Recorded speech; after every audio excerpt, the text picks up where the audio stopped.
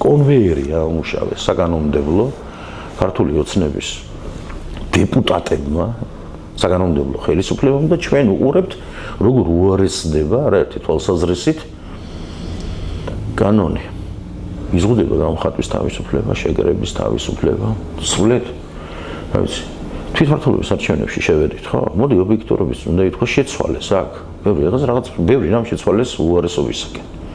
და რას ვაკეთებთ? მოდი რას ვაკეთებთ? ანუ ველოდებით ქართული ოცნების გაკეთილშობილებას ამ ფორმით, ასე რომ ვთქვათ, და მათ კეთილსინდისიერებაზე აქცენტით, რომ ეს ადამიანები ზნეს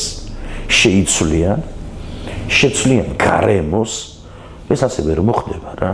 ამიტომ არის მნიშვნელოვანი ჩვენ ვიყოთ აბსოლუტურად ყველგან წარმოდგენილი. არავითარ შემთხვევაში ერთი გოჯი მიწაც კი, ასე რომ ვთქვათ რა, ან მუნიციპალიტეტის დასათმობი არ არის და ყველა მიმართულებით გასამართიალის ბრძოლა, რათა ადგილობრივ დონეზე, ნებისმიერ ადგილზე, ხონი იქნება, წყალტუბო იქნება, ქუთაისი იქნება, იყოს ადამიანების ჯგუფი მინიმუმ მობილიზებული იმისათვის და განწყობილი იმისათვის, რომ საბოლოოდ მოვარყიოთ ეს ხელისუფლება და შევცვალოთ ადგილობრივ დონეზედაც და ეროვნულ დონეზედაც.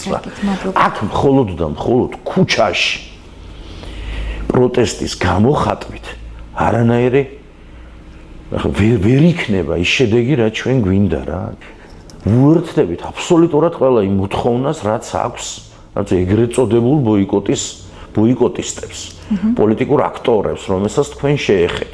კი ბატონო, უბრალოდ ტაქტიკურ განსხვავებებზეა საუბარი და თქვენ წარმოიდგინეთ, როგორი იქნებოდა ჩვენ ვახავ ღებულობდით ყველა ერთად ამ არჩევნებში მონაწილეობას.